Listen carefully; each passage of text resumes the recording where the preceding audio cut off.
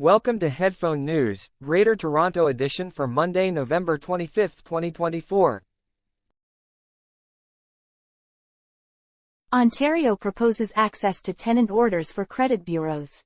The Ontario government has proposed a new plan that would allow credit bureaus to access landlord and tenant board orders for tenants who have unpaid rent. This initiative aims to assist landlords in identifying potential problem renters. However, advocacy groups are concerned that this could negatively affect low-income tenants by damaging their credit scores. The proposal seeks to streamline the tenant selection process while balancing the interests of landlords with the rights of tenants. Supporters believe this change will reduce risks for landlords, but there are worries about the accuracy of credit reporting and the potential misuse of tenant information. The implications of this proposal could significantly impact the housing market in Ontario, particularly for vulnerable individuals who may find it harder to secure housing if their credit scores are harmed. Shooting incident in Toronto's Fashion District. A shooting incident occurred early Sunday morning in Toronto's Fashion District, located in Ontario, Canada. Police received a call at approximately 4:18 a.m. about a man suffering from a gunshot wound. Officers arrived at the scene and found the victim, who was taken to a hospital. The man is in serious but non-life-threatening condition. Investigators are asking anyone with information to come forward. This incident raises concerns about safety and gun violence in urban areas, especially in Toronto, where crime rates have varied in recent years. Fatal collision in Brampton leaves 1 dead and 5 injured. A serious collision took place in Brampton, Ontario, Canada, shortly after midnight on November 24, 2024. The crash involved two vehicles at the intersection of Steeles and Finch Avenues. Emergency responders arrived quickly and found a man with life-threatening injuries. He was taken to a hospital but unfortunately was pronounced dead. 5 other people were injured in the collision, with 1 individual transported to a trauma center in Toronto and 2 others in critical condition at a local hospital. 2 additional individuals suffered minor injuries. The Peel Regional Police Major Collision Bureau is currently investigating the cause of the crash. This incident highlights ongoing concerns about traffic safety in Brampton and may prompt a review of traffic regulations and safety measures at busy intersections. Canada's post-secondary education faces budget crisis. Canada's post-secondary education system is facing serious challenges due to budget cuts and a drop in international student enrollment. Many colleges and universities are reporting significant financial losses. 10 universities in Ontario have lost over 300 million Canadian dollars this year, with projections showing losses could reach 600 million Canadian dollars next year. Institutions may need to raise tuition fees or cut programs and staff. This situation threatens the quality of education and access for students throughout Canada. House of Commons faces funding deadlock. The House of Commons in Ottawa, Ontario, is currently in a deadlock that threatens government funding. Speaker Greg Fergus highlighted the need to resolve key legislative matters before the December 10 deadline. This includes the government's supplementary estimates, which are essential for securing additional funding. Opposition MPs are pushing for the release of documents related to a foundation that allocated hundreds of millions of Canadian dollars for green technology projects. If the supplementary estimates do not pass, some government departments could face budget shortfalls. With 4 opposition days left, ongoing debates are hindering progress. New drug withdrawal center opens in Toronto. A new drug withdrawal center has opened in downtown Toronto, Ontario, offering 36 beds for individuals seeking help with substance use. This facility features private and shared rooms, meals, and comfortable areas for relaxation. Counselors and nurses are available 24 hours a day to support patients. This center addresses the urgent need for detox services in Ontario, where nearly 2,600 people died from drug toxicity last year, mainly due to opioids like fentanyl. The opening is part of a broader effort to enhance addiction treatment in the region. The provincial government plans to close 10 supervised consumption sites while launching 19 new homelessness and addiction recovery treatment hubs, with a projected cost of $378 million Canadian dollars, about $284 million United States dollars. Demand for detox services remains high, with the center's beds quickly filling since it began operations in the summer of 2024. The facility's design aims to provide a sense of care and dignity, a significant improvement over previous inadequate environments for detox services. The ongoing opioid crisis continues to affect communities across Ontario, especially vulnerable populations like the homeless. This new center marks an important step toward providing essential support and resources for individuals struggling with addiction. New funding model for climate action. A new approach to climate financing seeks to attract private investment for projects in developing countries. This method, called blended finance, combines public funds with private capital to create more appealing investment opportunities. At the recent UN Climate Conference, COP29, held in Toronto, Canada, experts highlighted the urgent need for increased funding. Catherine McKenna, a prominent figure in climate solutions, noted that government funding alone is not enough.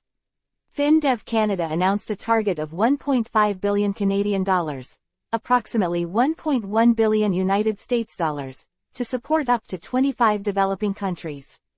Last year, blended finance helped raise 18.3 billion United States dollars for climate projects, a significant increase from 8 billion United States dollars the previous year. However, challenges persist, including the complexity of structuring these deals and the need for better data sharing to improve risk perceptions among private investors. Critics argue that relying on private markets may not adequately meet the needs of the poorest communities. The implications of this financing strategy are significant, as it aims to mobilize substantial private capital to meet the trillions of dollars needed for global climate action.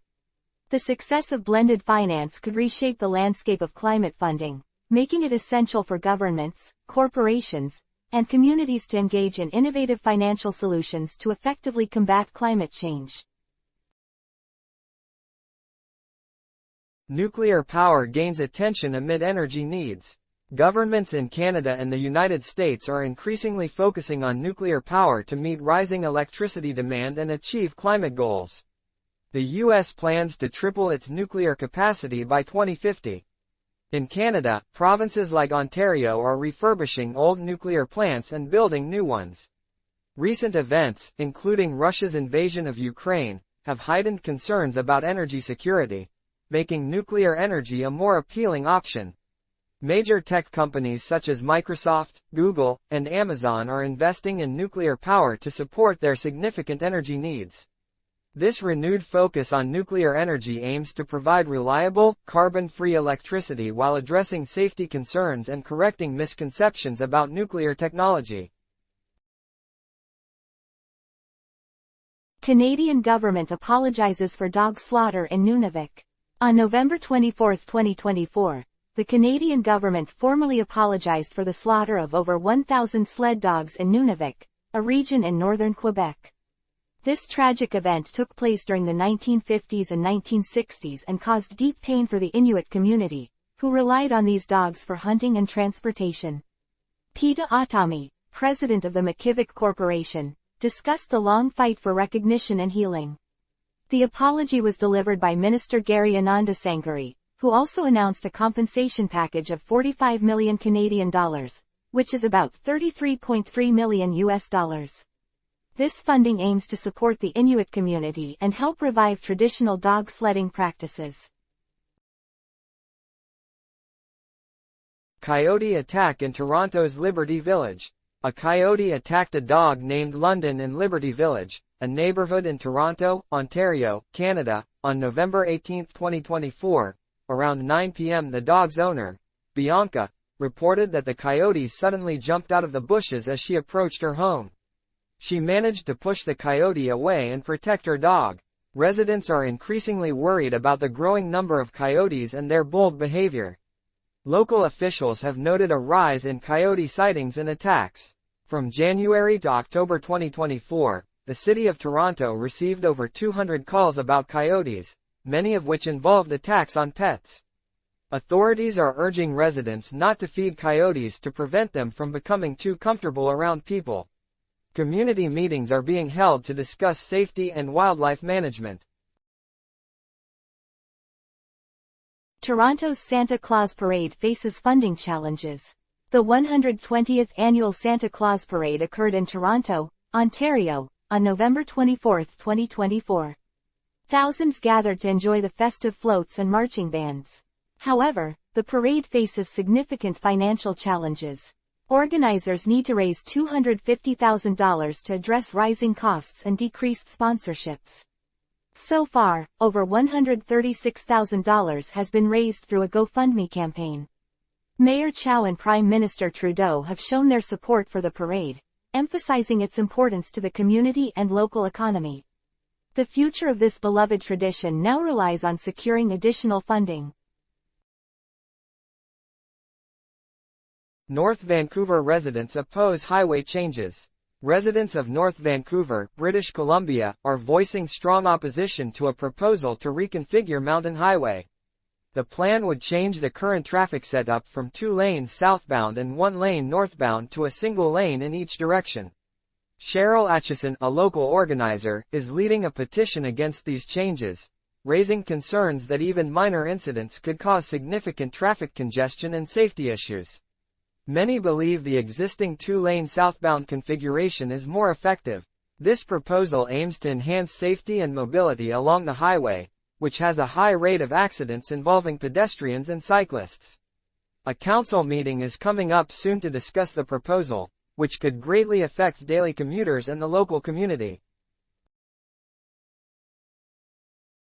Arrest in Brampton sexual assault cases. Peel Regional Police have arrested a suspect in connection with 3 sexual assaults that occurred near bus stops in Brampton, Ontario, Canada. The incidents involved a man pretending to be a rideshare driver, offering rides to women who had not requested them. 2 of the assaults happened on November 8, 2024, and the third occurred on November 16, 2024.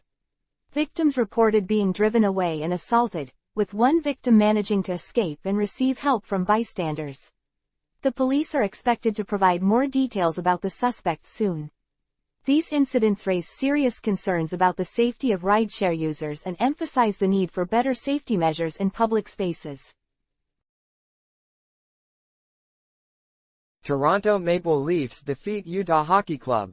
On November 24, 2024, the Toronto Maple Leafs secured a 3-2 victory over the Utah Hockey Club at Scotiabank Arena in Toronto, Canada.